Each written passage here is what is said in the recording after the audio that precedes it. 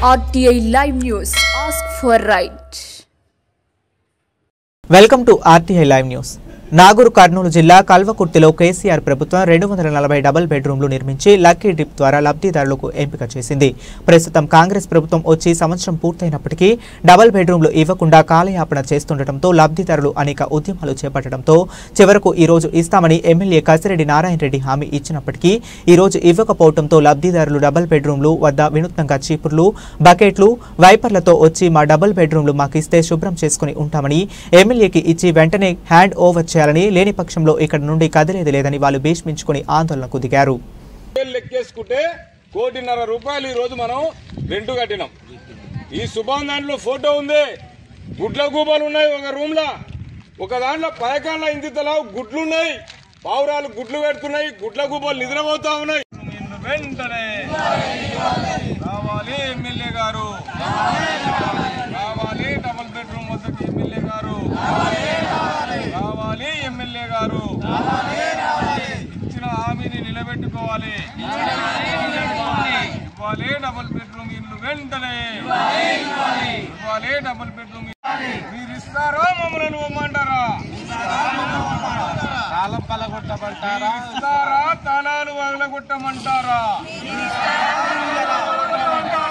ఇస్తారా మమ్మల్ని? నేను పోరాడుతున్నా, అయినా వాళ్ళు స్పంది ఇయ్యాల రేపని అంటున్నారు కానీ పని చేసుకుని నేను పని తీసుకుంటున్నా.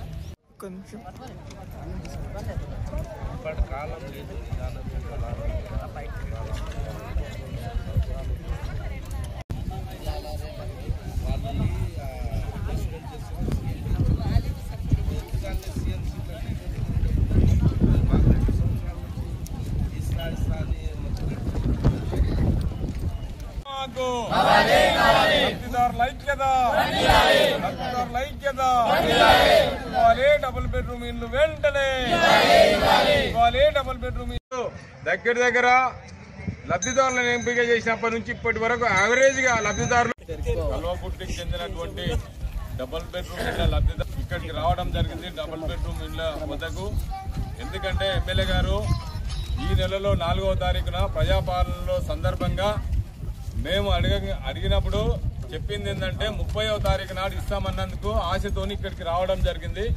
ఎందుకంటే ఇది లక్కీ ట్రిప్ ద్వారా 2 సంవత్సరాల క్రితం తీసి ఇప్పటి వరకు లబ్ధిదారులకు అందజేయకపోవడం వల్ల మీరు చూడండి, అందులో ఒక్కొక్క రూమ్ లో గుడ్ల గుబ్బలు కాపురం చేస్తా ఉన్నాయి, పయకాన్ల గుడ్లు పెట్టినాయి. అయ్యా మాకు కనీసం తాళం చేతులు అందిస్తే మేము ఎవరి రూమ్లు వాళ్ళు శుభ్రం చేసుకుంటాం అని చెప్పేసి ఇక్కడికి రావడం జరిగింది. ప్రభుత్వం కూడా చెప్తా ఉంది జనవరి లోపల మొత్తం కంప్లీట్ అయినాయి, మొత్తం ఇవ్వమని 100% కంప్లీట్ అయింది. ఎమ్మెల్యే గారు కూడా దయదలిచి ఆయన కూడా ఏంటంటే ఇన్కంప్లీట్ గా ఉన్నటువంటి పనులు చేయించి పూర్తి చేసిర్రు.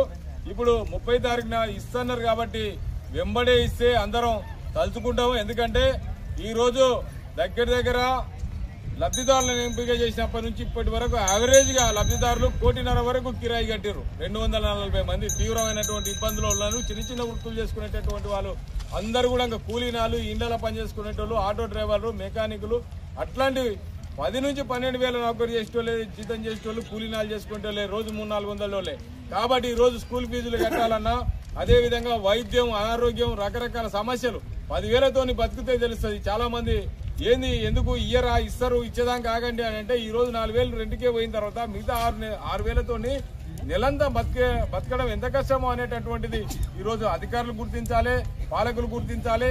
కాబట్టి గత 5-6 నెలల క్రితం నుంచి జరుపుతా ఉన్నారు, దసరాకి ఇస్తామన్నారు, దీపావళికి ఇస్తామన్నారు. మీరు ఇన్కంప్లీట్ గా ఉన్నా కూడా పోతారా అంటే మాకు తాళం చేయండి సార్, దీపం పెట్టుకొని అయినా ఉంటాం మేము అని చెప్పేసి లబ్ధిదారులు సిద్ధంగా ఉన్నప్పటికీ కూడా అట్లిస్తే బాగుండదు, మీకు అన్ని కంప్లీట్ చేస్తాం, కలర్ కూడా వేసి ఇస్తామని చెప్పారు.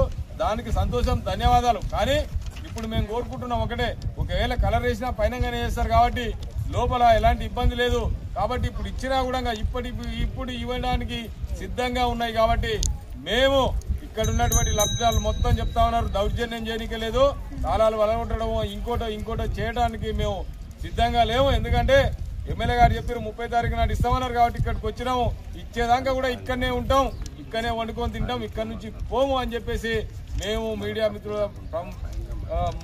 సందర్భంగా వాళ్ళ సమక్షంలో అందరి సమక్షంలో లబ్ధిదారులందరి తరఫున మేము తెలియజేస్తా ఉన్నాం.